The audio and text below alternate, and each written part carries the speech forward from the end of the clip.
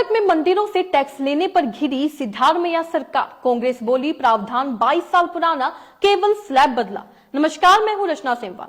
कर्नाटक सरकार ने विधानसभा में मंदिरों पर टैक्स का एक बिल पास किया है। इसके तहत किसी मंदिर की आय 1 करोड़ रुपए है तो उसे 10% और यदि मंदिर की आय 1 करोड़ से कम और 10 लाख से अधिक है तो उसे 5% टैक्स सरकार को देना होगा। इस विधेयक ने कर्नाटक में एक राजनीतिक तूफान खड़ा कर दिया है, जिसमें सत्तारूढ़ कांग्रेस और विपक्षी भाजपा के बीच तीखी नोकझोंक हो रही है। इतना ही नहीं, मंदिरों पर शुल्क लगाने की क्षमता पर एक गर्मा गर्म बहस छेड़ दी गई है। इससे बेंगलुरु से लेकर दिल्ली तक राजनीति गर्मा गई है।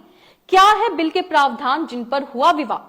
कर्नाटक में 3000 सी ग्रेड मंदिर हैं जिनकी आय 5 लाख से कम है। यहां से धार्मिका परिषद को कोई पैसा नहीं मिलता है। धार्मिका परिषद तीर्थयात्रियों के लाभ के लिए मंदिर प्रबंधन में सुधार करने वाली एक समिति है। 5 लाख से 25 लाख के बीच आय वाली बी ग्रेड मंदिर है, जहां से आय का 5% साल 2003 से धार्मिका परिषद को जा रहा है। धार्मिका परिषद को 2003 से उन मंदिरों से 10% राजस्व मिल रहा था, जिसकी सकल आय 25 लाख से ज्यादा थी। कांग्रेस और बीजेपी में ठनी।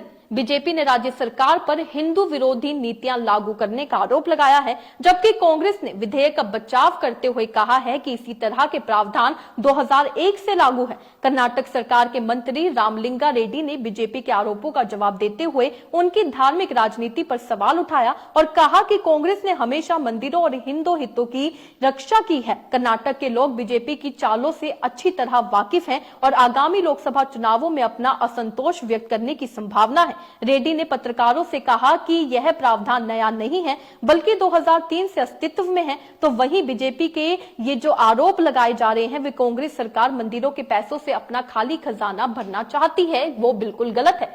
सरकार की क्या दलीलें हैं? सरकार की माने तो राज्य में 40,000 से 50,000 पुजारी हैं जिनकी राज्य सरकार मदद करना चाहती है। सरकार चाहती है कि यदि यह धनराशि धार्मिक परिषद तक आती है तो उन्हें बीमा कवर दिया जा सकता है। कर्नाटक के मंत्री रामलिंगा रेड्डी ने बताया कि यह प्रावधान नया नहीं है, बल्कि 2003 से अस्तित्व में है। राज्य में 50,000 पुजारी हैं जिनकी सरकार मदद करना चाहती है। अगर पैसा धार्मिका परिषद तक पहुंच जाता है तो हम उन्हें बीमा कवर दे सकते हैं। अगर उनके साथ कुछ होता है तो उनके परिवारों को कम से कम 5 लाख रुपए मिले। प्रीमियम का भुगतान करने के लिए हमें 7 से 8 करोड़ रुपए की जरूरत है। मंत्री ने कहा है कि सरकार मंदिर के पुजारियों के बच्चों को स्कॉलरशिप देना चाहती है, जिसके लिए सालाना 5 से 6 करोड़ रुपए की जरूरत होगी। खजाना भरने की कोशिश आरोप। बीजेपी की राज्य इकाई के अध्यक्ष BY विजेंद्र ने एक्स पर एक पोस्ट में इस कदम को लेकर सरकार पर निशाना साधा और कहा कि भ्रष्ट, अयोग्य, लूट सरकार ने धर्मनिरपेक्षता की आड़ में हिंदू विरोधी विचारधारा के साथ मंदिरों के राजस्व पर अपनी बुरी नजर डाली है। हिंदू धार्मिक बंदोबस्ती संशोधन अधिनियम के माध्यम से यह अपने खाली खजाने को भरने के लिए हिंदू मंदिरों और धार्मिक संस्थानों से दान के साथ साथ चढ़ावे को भी हड़पने की कोशिश कर रही है। उन्होंने कहा है कि सरकार की योजना 1 करोड़ रुपए से अधिक आय वाले मंदिर के राजस्व का 10% और 5 करोड़ रुपए से कम की आय वाले मंदिर के राजस्व का 5% हड़पने की है।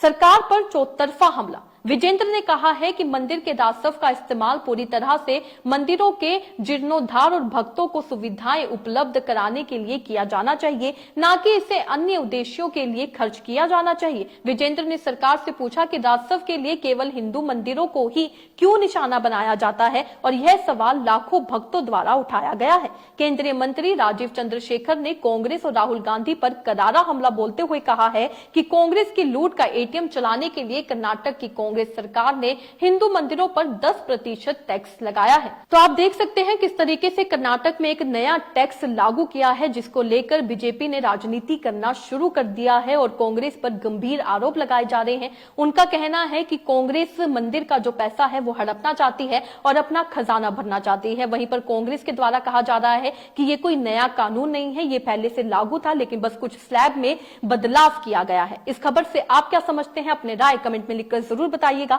इसी तरीके से देश और दुनिया से जुड़ी हर छोटी सी बड़ी अपडेट के लिए हमारे साथ बने रहिएगा। धन्यवाद।